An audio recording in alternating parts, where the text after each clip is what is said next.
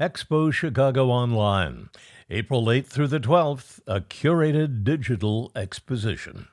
Hello, everyone. I'm Kate Sears-Patowski, Programming Director for EXPO Chicago, and thank you all for joining this evening's conversation, an official kickoff to EXPO Chicago Online, a curated digital exposition of contemporary and modern art presented in collaboration with Hook from April 8th through 12th. Today's program, Framing the Moment on Music, Architecture, and Improvisation, convenes thought leaders from visual art, music, and architectural backgrounds to discuss the ways improvisational techniques influence their diverse practices. The panel is presented in partnership with the Chicago Architecture Biennial, an organization dedicated to creating an international forum on architecture and urbanism. EXPO Chicago is closely partnered with the Chicago Architecture Biennial since its inception, and the fourth edition of the biennial, The Available City, opens in September and features free public programming at sites in neighborhoods across Chicago and on digital platforms. The 2021 edition is led by Artistic Director David Brown, a designer, researcher, and educator based at the School of Architecture at the University of Illinois, who is also a panel participant. Brown investigates non-hierarchical, flexible, and variable approaches to urban design. I will also introduce Rosa Barba, an artist and filmmaker who balances conceptualism with a distinctly personal vision in her work. She merges films, sculptures, installations, live performances, text pieces, and publications that are grounded in the material and conceptual qualities of cinema. She also creates installations and site-specific interventions to analyze the ways film articulates space, placing the work and the viewer in a new relationship. Ken Vandermark is an improvising musician and composer who plays tenor and baritone saxophone, B-flat and bass clarinet. Ken is also co-founder of Catalytic Sound, an organization dedicated to the economic sustainabilities of creative improvising musicians, founder of Audiographic Records, an independent music label, and co-curator of Option, a weekly music and interview series held at Experimental Sound Studio in Chicago. At the close of this conversation, Ken will present Proximity, a short audiovisual piece created to illustrate some of the ideas about architecture and improvisation that will be discussed during this panel. The locations of the camera and microphone in this piece are meant to play on visual and acoustic depths of field, and the piece was inspired by the work of musician, filmmaker, and visual artist Michael Snow. It is my great pleasure to introduce John Corbett, a writer, curator, producer, and co-owner of Chicago-based art gallery Corbett vs. Dempsey, who will be moderating this evening's panel. Thank you, John, and welcome David, Rosa, and Ken. Thanks, Kate. This is a great treat to be convened with these three great artists, and I'm honored to be here and look forward to having a lively conversation. I wanted to just start out with a few comments, some ideas. First of all, just start out talking a little bit about, start with two quotations that are familiar quotations, but just seemed like they might set the table in an interesting way. One from 1829 from the philosopher Goethe, who said that architecture is frozen music. And that, for me, is something I come back to frequently when thinking about music, thinking about the dynamics of those two fields. And I was thinking about a much more recent, although more difficult to pin down quotation. Writing about music is like dancing about architecture, which is suggests another way that we could understand this relationship. I mean, I think that's meant to suggest how difficult it is to write about music, but it also suggests also interesting relationships between media, so that the idea of dancing about architecture, which is supposed to seem absurd, I think, in that quote, is actually to me, kind of an interesting idea. So these kinds of modulations of relationships between these different media seem very, very interesting to me. And I hope we get into talk about a bunch of them in the open conversation. I wanted to suggest three maybe slightly more detailed ways that we could imagine a relationship between architecture and improvisation. Maybe a little like a schema of ways. First of all, that we could imagine musical improvisation in and with an architectural space. So maybe that's the most literal version of it. So the idea of improvising within a space that then in one way or another reacts to the space. Number two, the architecture of a musical improvisation. So using the idea of architecture as a metaphor for how to structure improvisation, so-called structured improvisation. So how does one put together, as it were, a piece of musical improvisation? And finally, the idea from a process standpoint of the application of the practice of improvisation within the field of architecture. So the idea of modularity or flexibility or temporary structures, all as something going on within architecture, but using models that might come from places like music. So those are just three ways that I was thinking about setting the table, as it were, for this conversation. We're going to start out with each of the participants, David and Rosa and Ken, presenting a little bit about their own practice and its relationship to improvisation. So I'm going to invite David first to talk a little bit about his work. Thank you, John. And I think I'm really going to talk about one project, but in a way, I think once we get to the discussion, I can talk about some earlier work that in a way I think touches on all of the different points that you were raising. What I am going to talk about today is the available city. As Kate was introducing, the biennial this year is themed around a project that I've been working on for about 10 years. And it really is an urban design proposal for the city-owned vacant lots, and to a certain degree also looking at the city-owned vacant lots in relation to adjacent city land. If I had to there may be two informants to the work. One would be something like George Lewis's Artificial Life, where in a way he offers a grid of terms, and then the instructions to musicians working in conjunction with one another is to play in relationship to one another by working through that grid. But, and this is my understanding of it, but then I think working through that grid in a way where he doesn't prescribe exactly how they have to work through the grid. And so in a way, their reactions are informed by that compositional instruction, but they aren't explicitly fully determined by it. And in the available city, I would say there's really just a basic set of rules. One is to understand that the city-owned vacant land, rather than it being vacant space, is really something that I would say to recognize that all of that city-owned land is in fact one landscape. To put that in perspective, there are about 13,000 city-owned vacant lots currently. I think about 70% are in about 18 neighborhoods on the south and west sides of Chicago. And if you think about a standard lot, 25 feet by 125 feet, and multiply that by 13,000, you get something that's about the size of the Loop, or the downtown of the city.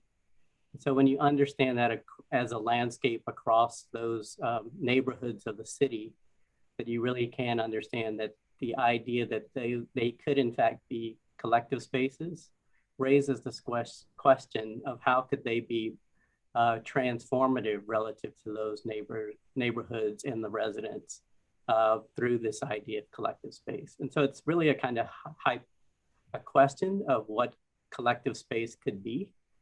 And there's two ways that it unfolds. The biennial will really concentrate on the idea that it's unfolding or manifesting through community organizations that are in those neighborhoods, and how their missions could in fact be manifested in some way in terms of collective space. When I say that too, one thing to foreground, I say collective space in part to distance ourselves from public space, so that we understand that it's not just park or plaza, but could in fact offer forms of not just recreation, but there could be types of production, there could be types of education, a whole range of other activities beyond kind of maybe what we would affiliate typically with public space. And then the other way that it could manifest itself is within, and so that's really on what I call surfaces, that would really be spaces that are more or less on the ground and maybe within a small building, but primarily exterior. And then also potentially in combinations of city-owned land in conjunction with private land. So that would be more within buildings. And so the city-owned land determines or sets a kind of easement of collective space within the volume of those buildings. And so there are a set of rules that are affiliated with it. But in a lot of ways, I view it as a improvisational structure because it's in a way outside of what I've just outlined, impossible to fully articulate what might happen and needs to happen in a landscape that's dispersed across a large territory and is actually in configurations that you would actually have to look site by site to understand what are the possibilities. And so it's really been developed over time through the exhibition in the 2012 Venice Architecture Biennial, exhibition in the 2015 Chicago Architecture Biennial. At that point, there were also 9 architects that were developing responses. And then following that exhibition, I decided to really focus on talking with and working with community organizations to try to implement some of the spaces. And that led me to North Lawndale, where I had done some prior work in terms of organizing an exhibit for the Chicago Architecture Foundation, now Chicago Architecture Center. And I had done an exhibition back in 2006, I believe, so had some familiarity with North Lawndale in particular.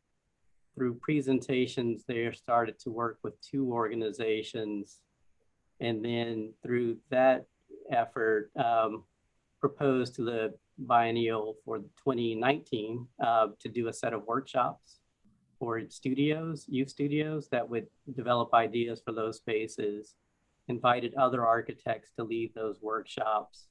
And I think in some respects that led to,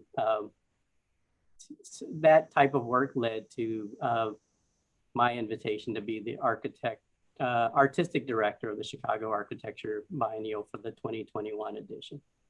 And so it really is continuing in that framework. I think the first effort for me in terms of really thinking about this as a biennial was to try to establish relationships with other community organizations. And through those efforts, in a way, the types of spaces that I'm talking about will be in about, I think about 6 neighborhoods. We're gonna have work that's in about 12 neighborhoods total. But really trying to establish relationships with some organizations in those neighborhoods that are or maybe already working on a space or had an idea for a space, and now trying to connect them with invited architects from around the world that will work with those organizations through a set of workshops to help manifest that space. And the idea is there that the organizations might have a proposal for what they need within their space. So one example is a community garden really feeling like they need a fence around their garden, more to help establish a visual identity. The garden grows quite wild in the summer and then becomes dormant in the winter. So in a way, in the winter, it looks like a vacant lot again. And maybe is intimidating to residents in the summer. And so the fencing, they wanted it to be both a kind of winter identity, but then also a guide to how you would enter into the garden during the summer. And through the design process, that really morphed into an element or set of elements that are both benches and archways. And so they activate the sidewalk just as much as they start to talk about how you might enter into the garden. So the idea of the fence morphed through that conversation with a designer in that case. So that's the type of dynamic that I'm interested in, that in the between the conversation of the organization and the architect, you begin to get a type of space that neither one of them would have necessarily developed on their own. And so the other aspect is how this grows into an urban design is that there would be types of there are workshops leading in, but then there would also be workshops within those neighborhoods where there are opportunities to develop ideas about other spaces. And that those could be, in fact, be constructed over time. So that might be a year from now, 2 years from now, several years from now. And so over time, you would get a transformation of the field of vacant land into this field of collective spaces, and so relative to the biennial, I'm trying to foreground that through a couple of aspects. So there's both the kind of spaces getting constructed, the workshops that will take place during the biennial that would be between architects and residents. Again, I guess to me, an advantage currently is we've all learned how to talk around the world through things like Zoom or Google Meets, not to be platform specific. And so we can begin to have discussions between groups here and architects and organizations around the world in terms of what they're doing. And so I think create connections that wouldn't be there otherwise. And then the other thing that is a component is to do a set of calls relative to types of spatial ideas that I think are a little bit repeated amongst some organizations. And so can we, through a set of international calls, begin to get, say, 10,000 or 13,000 ideas for spaces that are a little bit more hypotheticals compared to those that would be developed through this kind of relationship of organizations and designers. So in a way, I am thinking of the biennial in this case as a means of actually implementing the urban design idea. And I will say too, somewhat just as in summary, 4 themes that are underlying this that tie back to me, ideas about improvisation are one, futures we could have today. And that's in some ways thinking about this is something that we could just implement through policy, change in policy or change in understanding. That somewhat derives from looking at Sun Ra and supersonic jazz and his proposal that was a 21st century music or 21st century edition. Our missions are urbanisms, the idea that organizations could really begin to, even if they're internal facing, could all of a sudden occupy space in different ways that they hadn't quite imagined in service to their mission. And then the last 2 are quotes. Something patterned, wild, and free, to talk about an to me, talks about an improvisational framework, and that's by a poet, Robert Hayden. And then the last one is from the AACM, which is a power stronger than itself. And to me, that's this thought that small elements in aggregate could in fact begin to have an exponential impact. So thank you, and I will pass it on to Ken. Thanks so much, David. It's really amazing to be here, and I'm very flattered to try to contribute something to the discourse. As an improvising musician, my direct relationship to architecture tends to be acoustics in a space, and how those impact what's possible as an instrumentalist, playing saxophones and clarinets. The simplest thing to describe is if the room has a deadened acoustic, a lot of the potential sounds you can make, especially unconventional sounds, become limited because the overtone series gets clamped down. And if the space is more reverberant or excessively reverberant, you have clarity issues of even being able to hear each other properly, depending on how loud the band is. So most of my experience connected to improvisation and architecture is dealing with sound in a space. And I wanted to talk about a specific project that took that idea and kind of pushed it as far as I've gone so far. I'd like to do more with it.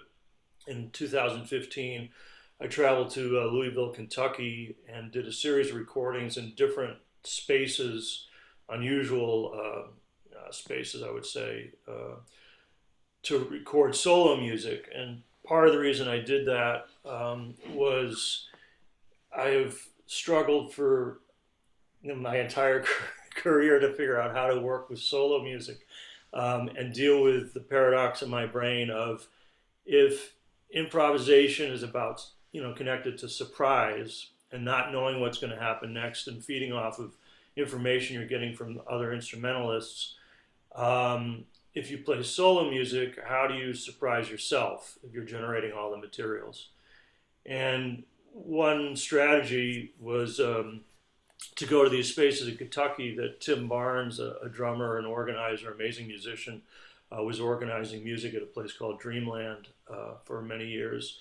And I was invited to play down on tour. I played there in January of 2015 and really hit it off with Tim. And he told me about these crazy spaces that he was going to record percussion music, and showed me some video that he had shot at some of these locations. And I thought, this could be a really amazing way to get out of that paradox, because the spaces themselves would generate materials that I would feed off of and would alter the way I would play in an improvised way.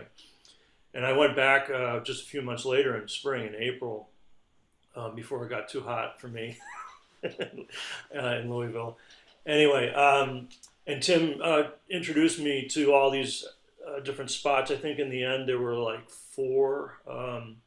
One of them was underneath railroad tracks, I guess, an enclosed, semi-enclosed space with concrete and these tracks above.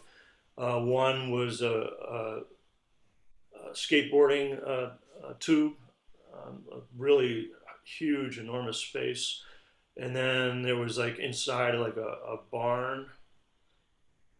Well, actually it wasn't, something like a barn. Anyway, there were all these very open, different shaped spaces, and the acoustics were radically, just unusual. Oh, there was a cistern. There was a huge, enormous cistern that must have been used for storing grain in the winter, because it was the ceiling, it was the size of almost the size of a football field, all underground, covered in brick, very, very high ceilings, and there were these enormous fireplaces along the walls. So they must have been generating heat to dry things out or keep them dry in the winter, because the space, it was like, 10 to 20 degrees colder inside than outside in April.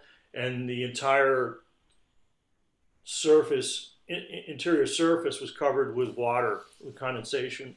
And so through the whole recording process, you could hear that it was like rain coming down from the ceiling, which was for me a really wonderful thing to work with sonically, but also it reminded me of one of my favorite recordings with Derek Bailey and Min Tanaka, where you can't always hear Mintanaka's steps, but you can hear, they were performing in the rain and you can hear the dripping water.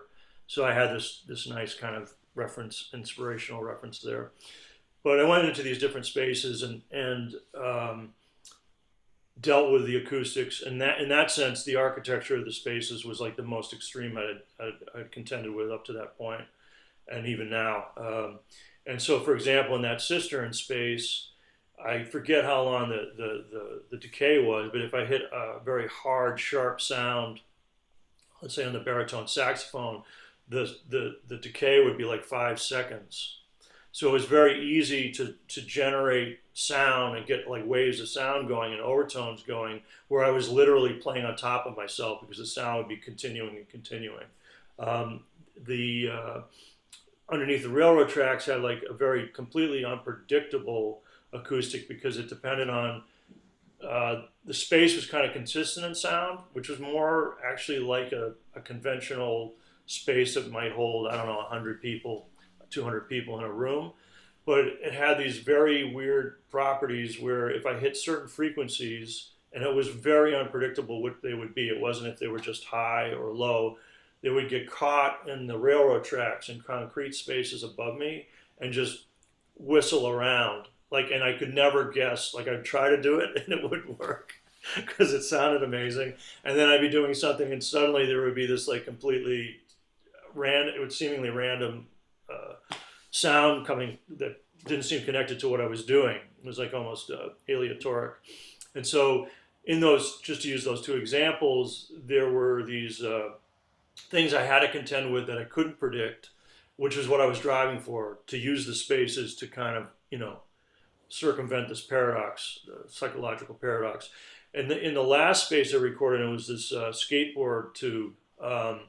And we went early in the morning because we were scouting the places, and during the day it's this really amazing skateboard park in Louisville, and there were tons and tons of kids and adults, you know, using the park, skating all the time. I was like, well, this isn't going to work too well for a recording session. So I'm not a morning person, and we got up really early based on my clock to go to this space, hoping no one would be there. And there was like one person skating around the park. And we set up, Dave Zukowski, a guy I work with a lot in Chicago, a recording engineer, he went and did all the mobile recording with me, and we set up the equipment in this tube, you know, and the guy was obviously super bummed out that we were in there because he wanted to use it himself, and he was wondering what the hell we were doing, and we were wondering, is he going to continue to just keep skating around the park while we're trying to record? And I think he finally got frustrated that we were screwing up his morning, and we started recording, and by the time we started, they started doing construction on the street. They were, they were actually building a bridge, and the machines, I mean, these, you know, enormous machines, and there was like a lot of, I don't know what they're called, but they pound into the ground to pound in like either steel pylons or create space for cement pouring, like the biggest jackhammer in the universe kind of thing. And that was also completely random. Like it would stop, like they'd stop and okay, let's record a piece, and then it would start again, or, you know, and then that became a thing because not only the space, which was like this circular high, I don't know, 10 meters, 15 meters high and wide, it created I never played in a space like that. And so you're playing down this tube and you would get these really insane, spinning acoustical sounds happening, and like I had never dealt with that before, so I was dealing with that. And then, but there were things I could control in that space, and then the jackhammer type stuff would start, and that was like a rhythm that would, am I going to ignore that? Is it too obvious to utilize it? And then they had the backing up trucks, so the trucks would be like this, beep, beep, beep, beep. And it was absolutely what I was hoping for, and completely challenging to deal with because you don't want to be replicating these sounds. Do you let them be their own? But like in normal situation, I would be feeding off those materials if it was a musician. So it created a lot of things to consider in the moment. And that was a special project, and one that I kind of want to return to on a semi-regular basis, to go to other spaces over time and like replicate that kind of situation, because my playing keeps changing, even on my own trajectory. So I think, like, now it's been 5 years, it'd be great to, become mobile again in 2021, to be able to go to another area, go into similar types of spaces and see what ends up happening now, because I just spent a lot of time working on some other solo music, actually for Corbett versus Dempsey, recorded a solo record during 2020 at home. And that material was completely unlike a totally improvised situation. It dealt with compositions and improvisations related to those compositions. And because I was at home this whole past year, it gave me the opportunity to rethink solo music for myself and come up with systems to deal with that paradox of surprising yourself when you're generating everything, to circumvent that in a different way. So the same problem dealt with totally different sets of materials. And in the case of the site-specific project and recordings, that was completely about the architecture. And then in the case of this solo record for John's label, it's dealing with compositional materials as the framework to create the impossibility of knowing the form, knowing the architecture in terms of like a compositional form, an improvisational response to that form. So that, I think, is the most connected project I have to the subject at hand. And I will hand it over to Rosa. Hello. Yeah, thank you. Thank you. It's exciting to be part of this, and I have a lot of, maybe there are ways that we can go back to some of the things that you said. Now I wanted to speak about some works, but now I heard from some of your project and it made me think that I should rather speak about other projects that relate to it, but maybe I just pick out a few. Now, Ken, when you spoke about your last project, it made me think about how I had a residency in Marfa, and how sitting in this studio that I had and just watching the trains coming by, how then I had this idea of sculpting architecture, like the one I was sitting in, but more the interior through the light that.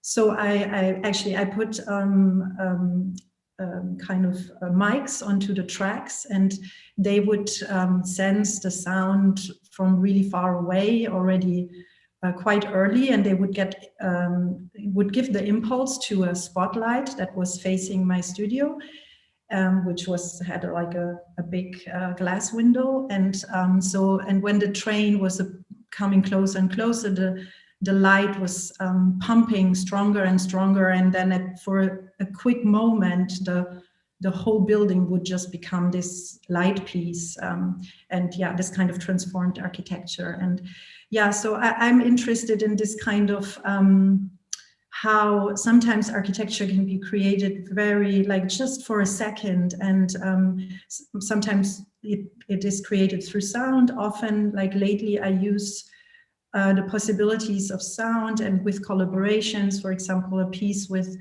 the amazing drummer and percussionist Chet Taylor that is also using a drum.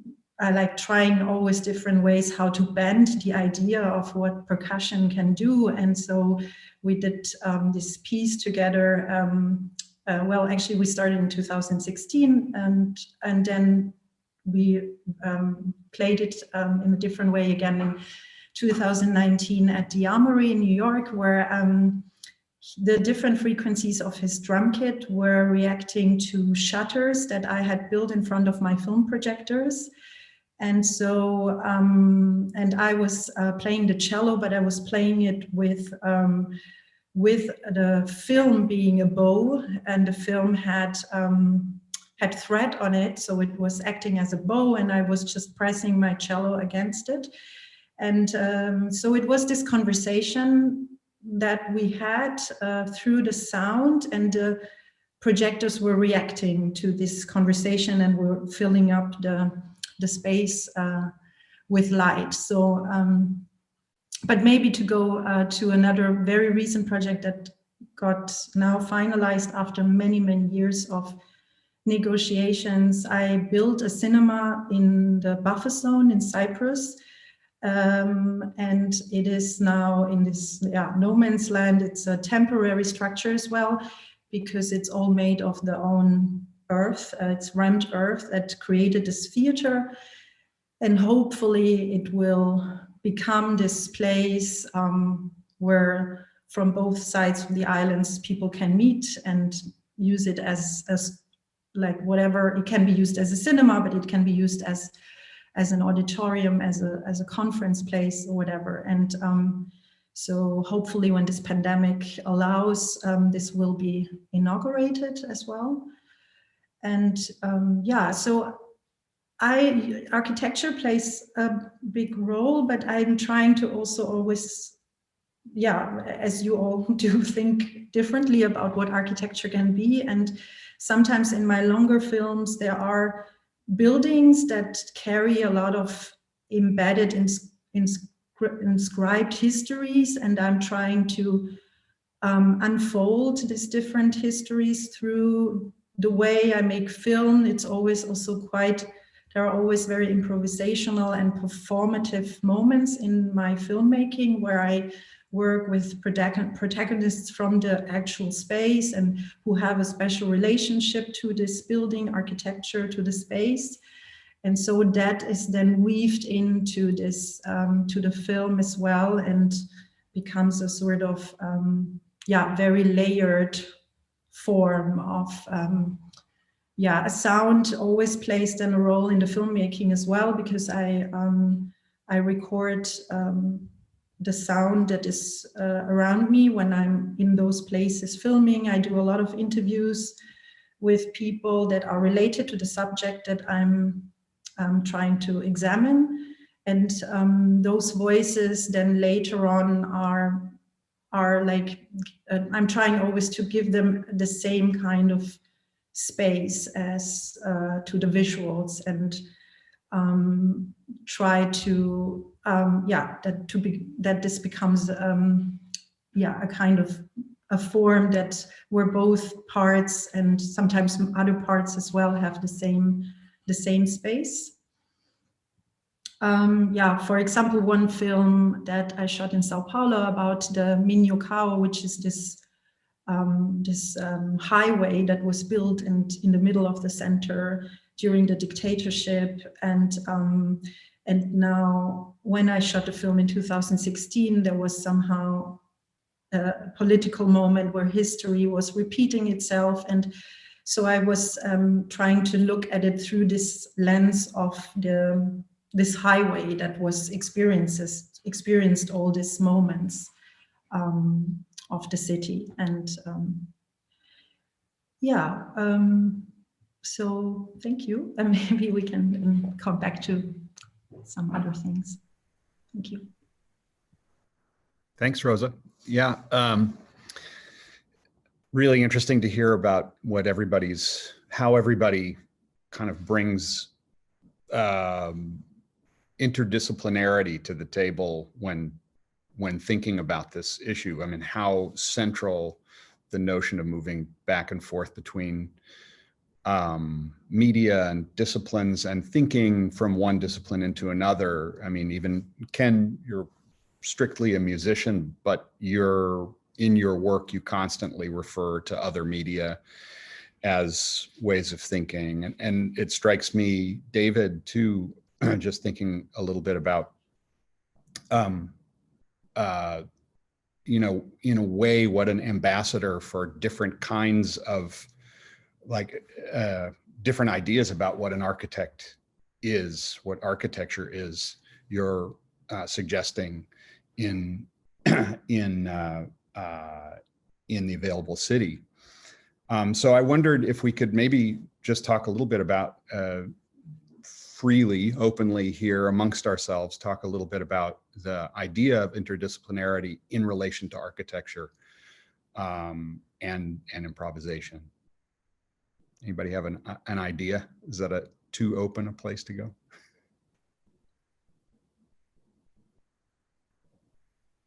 I can start, because I think it's, in a way, it is the architecture in a way is creating environments or modifying environments. And so I think begins to introduce qualities that start to impact the things around. So I think even just touching on some of both what Ken and Rosa were talking about. So some of my earlier work, which isn't built, but so for my thesis, I started looking at improvised music early on. So was developing or designing a church space for St. John's out in San Francisco. I went to Berkeley. But they play music by John Coltrane as part of their liturgy. And so it was about really creating this space that could, which was almost maybe a compressed version of what Ken is talking about. So there was this one room that was really the size of the original space that they were, where they were located. But then that was adjacent to a larger hall, and then that was connected to another kind of space. And so in a way, I always thought of each one of those as offering different acoustic properties and ways in which one can move about and interact. And at the same time, it could potentially be that there would be one large event where there would be musicians and people in all three spaces. And so you would hear different things and maybe play and react to different things depending on where you were within that space. And that it wasn't going to be based off of a kind of visual sensibility, which I think is how most everyone maybe tends to think about architecture, but would be more about what you were potentially hearing and how that might then trigger you to move around and through. And I think those are things that I pay attention to. So as I'm walking through spaces, I do like to sometimes clap or stomp just to somewhat assess them. And also just pay attention to what's the changing character of space given kind of changes in daylight or changes in other artificial lighting as well. And then I think that early work, or so the work that I do that's design that's more focused at a building or a smaller scale than urban design, I think tries to somehow think about a kind of animated aspect, either in terms of how people occupy it and or how the things that are designed foreground a kind of changing environment. So thinking more about the space rather than the kind of hard material that's organizing the space.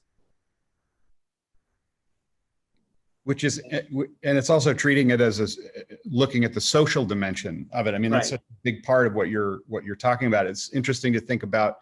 I mean, that makes me think about this project that the Globe Unity Orchestra did in the 1970s called Jahrmarkt, which was a town square, and it I think built on the Charles Ives observations. The composer Charles Ives made these compositions in which you would hear as if you were hearing multiple things that you might hear from a town square. So you might hear, so Central Park in the Dark, I think, is one of the most well-known examples where you would hear multiple things that you might hear from one vantage. If you stopped trying to pay attention to any one of them, you might hear them all at the same time, which suggests something architectural. It suggests a kind of urban planning, right? Of a place where you might listen actively to multiple things at once. And the Jahrmarkt idea really took that pretty far, where they had mandolin orchestra playing in one place, and then a bunch of improvisers playing certain music one place. Anthony Braxton was situated, I think, on top of a building somewhere far away with a microphone. So he was playing by himself, but he was actually contributing to the recording, and they scattered the improvisers all over the place.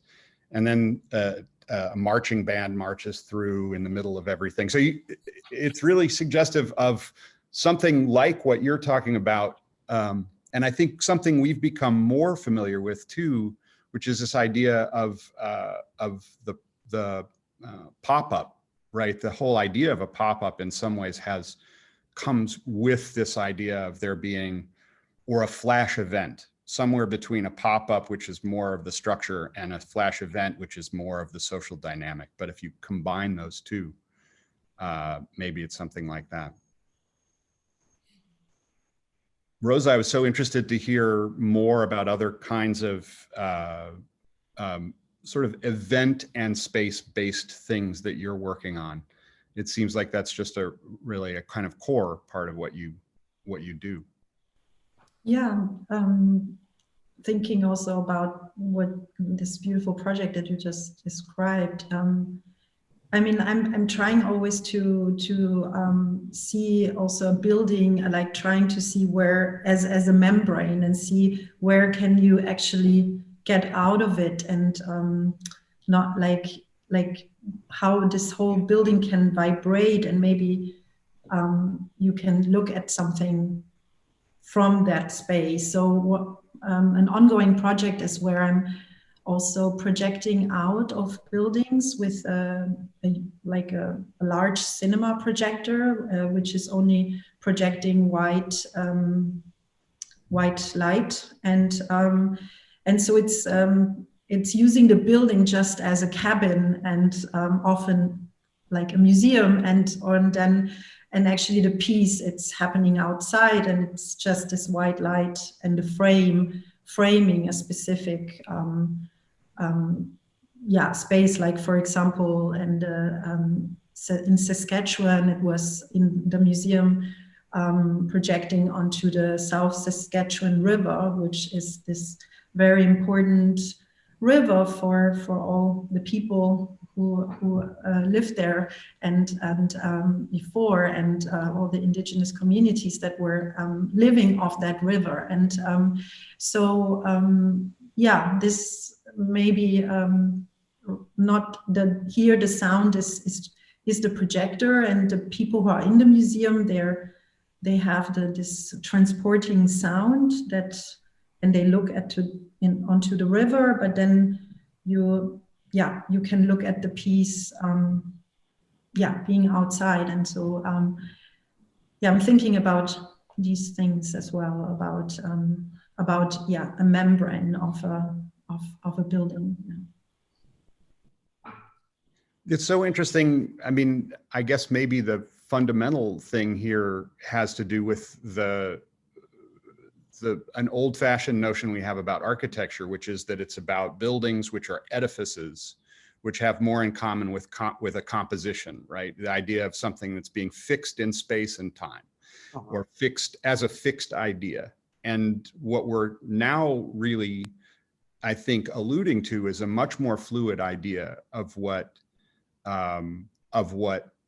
architecture could be in relationship to all of these things. So that to go back to that Goethe quote, that it's about kind of unfreezing that music, about turning architecture into something that has those qualities that we associate with music, and maybe even as a special case, improvised music. So something much more of what I think would have been in like the archigram times, seen as a visionary idea, but now something that's seen as requiring all sorts of social dynamics, all sorts of community dynamics, like having implications that aren't just about an architect coming and on behalf of someone plopping something into a space.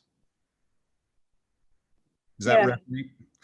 And I think, I think the archigram one's an interesting, because their project Instant City, which was proposing that blimps would come in and drop material in for an event, and then it would disappear, and that some remnants would be left behind, and so the city would be changed. Isn't a little bit how I kind of think of in this case, this fall, the biennial is the blimp. So it's really an event itself rather than a physical object, is this kind of spur And it is leading to some things will be more performances in space. And some of those would in fact have maybe something that is a little bit more temporary. So that could be just inscriptions on the ground that might dissipate, or something that's set up very temporarily, compared to in some instances spaces that would remain behind and be stewarded, and then also just this kind of planning. But I think to me it is this, and it's maybe also thinking through that cities move slow, but at the same time they move fast. When I say that, so they change more than we think.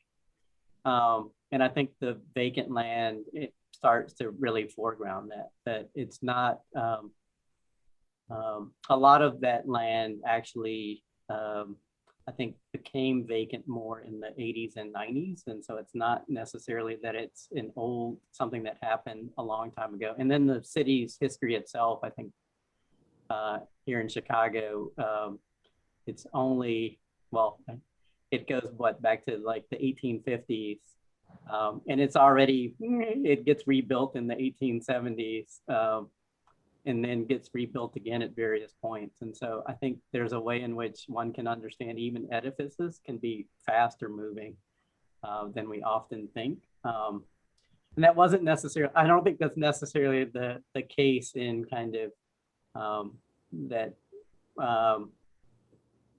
maybe with wars, yes, but in Europe, especially I think when Goethe was perhaps making that quote, the architecture was something that was much older, and going back perhaps hundreds of years of time. And so I think that begins to be a kind of difference as well. But I think that notion of, or notions of event and kind of faster paces of architecture is something that has become more prevalent now. And ephemerality, like the temporary spaces as a kind of more common idea. Right. Feels like something we're more used to. Ken, have you? I'm interested in, I've always thought a little bit about outside spaces as being very difficult spaces to perform in. And I wonder, I think a little bit about that, like having an enclosure is such a key thing for a musical performance. But on the other hand, the ideal of playing outdoors to the people is also another kind of great, like classic, iconic image. What kinds of dynamics do you see at play there in terms of the relation? I'm sort of wanting to get into the relationship of the notion of an audience, the notion of an exterior, the notion of a space. Well, being honest, I mean, I really hate playing outside. From the standpoint of doing the work, the acoustics, everything disappears. I mean, so much of playing is getting feedback acoustically, like not feedback in like guitar feedback, but the sound coming back at you, whether it's the wall across the room or from the side from the other musicians. And if you're outside and you eliminate those kickbacks, everything becomes very diffuse or feels diffuse. So you put more and more energy out, and it just goes further and further and further away. So the outdoor performance thing, even if you're playing, let's say, with a PA system and you have quote unquote a stage, and like speaking personally, I don't really enjoy those situations because they feel, I mean, I grew up from a kid, like really a kid going to jazz clubs with my father. And so I've always associated the types of music I work with in those kinds of spaces, which tend to hold maybe a couple hundred people. They're fairly intimate. Most of what you hear is coming right off the instrumentalists, their instruments.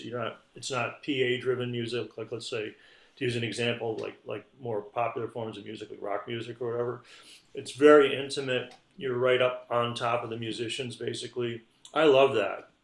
And I think one thing, talking about this period where, you know, venues are really going through a crisis. And talking to musicians I work with who are all over the, you know, all over the world.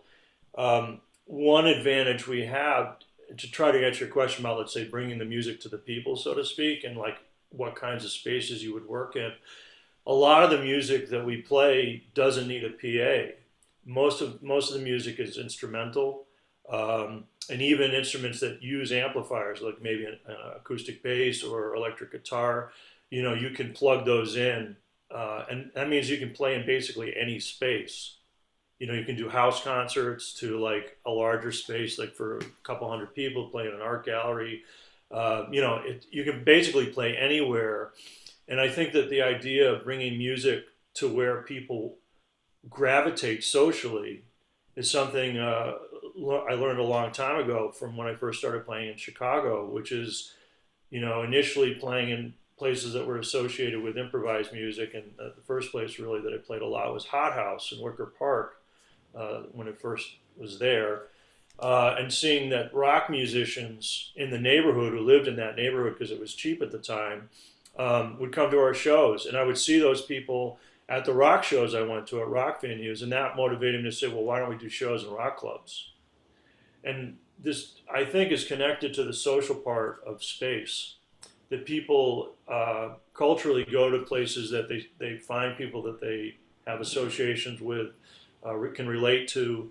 And to keep it to music, when you put music in those spaces, you're much more likely to meet the people on their own terms. And they're much more likely to be open to the idea of what you're doing because they're comfortable. So the series of concerts that happened for almost a decade at the Empty Bottle of this kind of music, I mean, most of the people that went to those shows were art students and rock fans, because that's the club they went to on Friday and Saturday night. And I think we were able to reach a lot of people that we normally wouldn't have reached because they had preconceptions like, why would I go to a quote unquote jazz club or, you know, something like that. And I think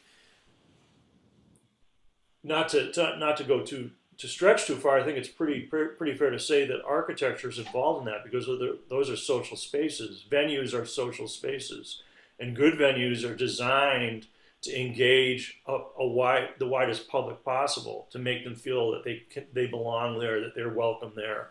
And if you have that kind of space, the job of trying to get what you're doing across to them as a musician becomes a lot easier because they're already ready to hear you. You know, you're not circumventing the issue of the space, making it harder for them to be who they are and experience the activity. You know, so you know, I was wondering why I knew the name of that church, David, when you said like, because I don't know anything about churches, and I was like, oh, that's why, because it's the Coltrane Church. Right. But like the idea, what you were talking about in that space, and how you were dealing with the sound of the space and working with that. I mean, that's exactly the kind of thing I'm talking about. Is that there are people going there with their association with the work of Coltrane and how that's spiritual for them, etc. And then you're taking that group of people and bringing in another element that maybe they wouldn't have thought about or sought out. And now they're experiencing it because they go there, they feel welcome there. It's part of their own social and cultural experience. So I think in that way, thinking about architecture and music is absolutely crucial. And hopefully going forward, as we come out of this period where it's I mean, nearly impossible to do concerts, and certainly do concerts in a regular way. I mean, there's online concerts, and every once in a while it's possible to do some shows with limited audiences in certain countries and whatnot. But when we come back to a period where people can really tour, play shows like they did in a social environment where people can be engaged and close in the intimacy I'm talking about, whether it's a rock show or a concert hall or you know, a gallery, when that becomes back, I'm hoping that the kinds of things that are being considered by Rosa and David in their work and the way it plays into space and buildings and everything, there's more thought put into like what those venues mean and why they're made the way they're made, because it would be amazing to learn from this like dearth of performance and the realization, like to keep it to the social model. And like, I think it completely relates to what Rosa's talking about, what David's talking about in terms of their projects they're working on, engaging the cultural landscape in ways that are not, they're rooted in transformation, right? I mean, all the people that I work with, we keep talking about playing music has been precious to us always. We've always appreciated the privilege to get to do it, but not getting to do it for a year, and it's going to be way more than a year, you realize not only how much more significant it is to each of us personally, but also the social aspect of music, how significant that is as a listener, because I'm a music fan, as a performer, all the levels of social engagement that take place in that space. So if that space already activates the social aspect of human interaction at a very high level, an open level, an interactive level, if that's already taking place from the moment you walk into that environment, the people putting the music in that room are going to be engaged in another level higher too. Because it's like, I mean, if you go to music, as we all have, you go into a room and everyone's mood is good, everyone's anticipation of whatever music that might be is about to take place. That energy, I mean, as a player, you feed off that. And if you walk into that room and you've got a bunch of folded arms, it's like, okay, that's one more hurdle you got to jump over, in addition to touring and getting to that space and playing the show after having 4 hours of sleep. You know, it's nice when there's energy in the room. And the energy in the room comes from the room too. You know, the way the room is set up, the way it feels. And even taking venues, spaces that were designed, like talking to Terry X from the X, you know, like when they did squat shows in Amsterdam, a lot of the spaces where they did concerts were not designed for music. And they would put up a parachute in the room to kill the reverberation so they could do a rock show. Yeah. And so that's what I mean, is that you can take a space that exists and remodel, transform it in the ways like, you know, David's talking about the vacant spaces in the city. You know, like those spaces exist, but they can be something else that's more socially engaged and better for the community. And I think that, you know, to keep it something very personal to me, is venues where you play music, that can certainly happen going forward in venues that already exist and that survive past this, and the new venues that come up in the gaps that exist, because this is, you know, for culture in general, has been a very devastating period. And yet, in that devastation that's taken place, there's been remarkable thinking and innovation about how to transform the circumstances we're in the moment, but then taking those situations that we've learned from now and putting them into the future. So we don't go back to quote unquote normal, because normal was not good, you know, on every level, artistically, culturally, socially, and politically. So what we learn now to transform the circumstances we're confronted with, that no one, you know, almost no one predicted, but no one expected to be this heavy at this time. I mean, the thing we have to do is take this stuff and go forward with it. And it's a lot about architecture, because architecture is the spaces that we live in and share together as people. And if we make those better for everybody, the communities, and globally, I mean, that's going to transform the arts too. Rosa, I was just thinking, I kept coming back in my mind to that, what you were saying about thinking about buildings as permeable membranes, and which made me think a little bit about a space that Ken and I know from Boston, we were in Boston back in the 80s. And there was a space there called Charlie's Tap, which was basically an old man bar. And it was a really weird space, just architecturally, because it was split down the middle. It was already a narrow building, and then it was split down the middle. And so you were never more than 5 or 6 feet from the performers, sitting alongside the wall. And there was a little stage there, and you could hear the old men in the old man bar side through the permeable membrane that was the door that had no door on it, right next to the stage. And yet there was never a problem with that. It was not like hipsters at the bar speaking loud. There was this kind of maybe mutual fascination of the people who were in the one space with the other and the people who were sitting at the bar with what the hell was going on in there with that strange music. So it's interesting to me. I love that idea of membrane, like the permeable membrane of a space, which feels like it's a lot of what we're talking about here. All of these ways of, I think the band Einstürzende Neubauten, I think, doesn't that mean collapsing new buildings? Which is sort of like this idea of the perpetually collapsing building, right? That's being rebuilt as we move, which feels very much like what you were talking about, David. Mm-hmm. Yeah, in terms of just how we move through space and even just down a street. I think both what are the sounds of the street, but then also how do the structures kind of change those sounds or modify those sounds. I say that because I also live near the L, and so in some cases it's very loud, and then in other cases it doesn't seem quite as loud because I think of just other activity and also just what's the nature of the reverberations that are taking place. And Rosa, I'm curious, I couldn't help noticing you have all those models in the background, which look very architectural. It's true. I'm in my studio. Yeah, no, I build usually these models for a show. Yeah. But sorry, I just wanted to say with this Einstürzende Neubauten, because I find that also, yeah, it's true. I never thought about that, but maybe if we cannot like collapse existing buildings that don't really work, maybe there is, yeah, we find ways of open them up or collapse certain meanings in them and create new spaces and so on. So I'd like to think about Einstürzende Neubauten again. I think that's a beautiful way for us to close with futurities, a bright idea about futurities. And I want to thank you all once again, David and Ken and Rosa, for joining us all today and for this conversation and for looking forward to the biennial, David. Really.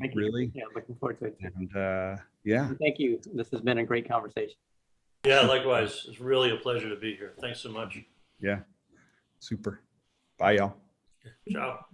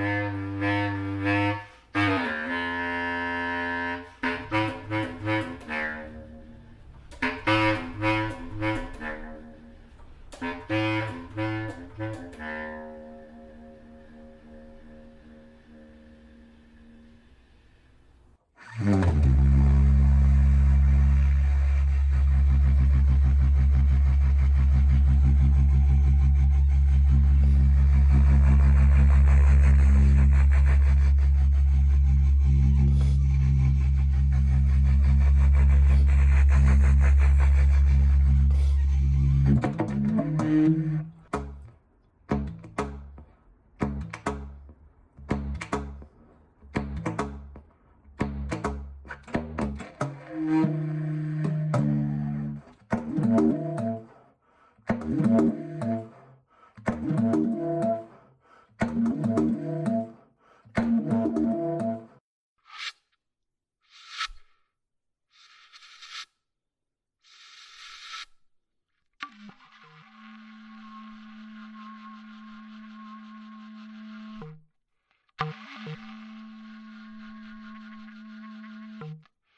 you.